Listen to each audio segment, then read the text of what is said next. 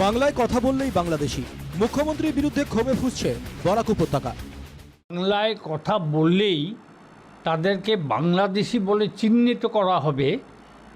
আসামের মুখ্যমন্ত্রীর এই ধরনের মন্তব্য অসাংবিধানিক এবং অমানবীয়। একটা রাজ্যের মুখ্যমন্ত্রী সংবিধান বিরোধী কথা কি করে বলেন সেটা আমরা বুঝতে পারি না। বাংলাদেশি বলে আজকে প্রায় 40 বছর ধরে বিদেশি বিতাড়নের নামে সরকারের নানা রকম কর্মসূচি নেওয়া হচ্ছে, কিন্তু এখনও পর্যন্ত বাংলাদেশিকে আইডেন্টিফাই করে বাংলাদেশে পাঠানোর ব্যবস্থা হয়েছে মাত্র 8 জনের। বুধবার শিলচরে এক সাংবাদিক সম্মেলনে সরকারকে নিশানা করে বিডিএফ নেতারা বলেন, বাঙালিদের অপমান কিছুতেই মেনে নেওয়া যাবে না।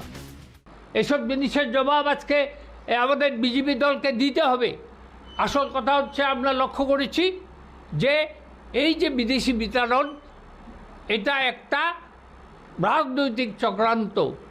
আসলে সরকার বিভিন্ন দুর্নীতি, সিন্ডিকেট, জমি মাটি কেনা, গরু কেলেঙ্কারি সব নিয়ে এমন কর্নার হয়েছে, সেটাকে ডাইভার্ট করার জন্য এই বাঙালির মধ্যে, বাঙালি হিন্দু মুসলমানের মধ্যে একটা ডিভিশন এনে পলিটিক্যাল বাইফার্কেশন করার চেষ্টা করছে।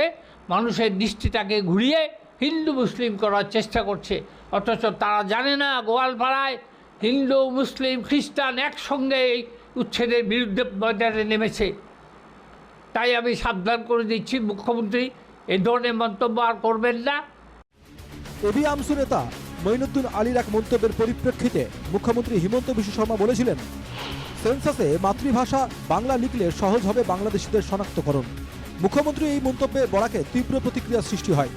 বিডিএফের মিডিয়া সেলের আহ্বায়ক জয়দীপ ভট্টাচার্য বলেন, হিন্দু বাঙালিরা 2 হাত ভরে বিজেপিকে ভোট দিয়েছিল, কিন্তু এই সরকারের আমলে সবচেয়ে বেশি বঞ্চনার শিকার হচ্ছে বাঙালিরাই।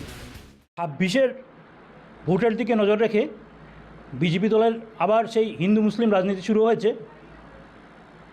একটা জিনিস লক্ষ্য করতে হবে যে গত এই সরকারের আমলে, এই সরকারের আমল প্রায় শেষের পথে, হিন্দু বাঙালির ভাগ্যে কি জুটেছে।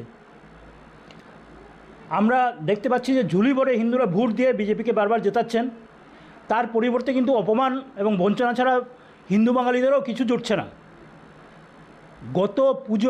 বিগত পুজোয় আমাদের পুজো প্যান্ডেলের ব্যানার ফিস্টুন ছিঁড়ে ফেলা হলো, জাতীয়তাবাদী নেতারা বাঙালিদের অপমান করলেন। আজ পর্যন্ত কি একটা দৃষ্টান্ত আছে যে একজন শাস্তি পেয়েছে?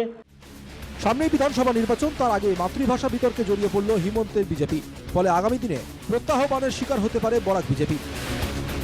শিলচর থেকে পাপলু দাসের রিপোর্ট, NKTV বাংলা।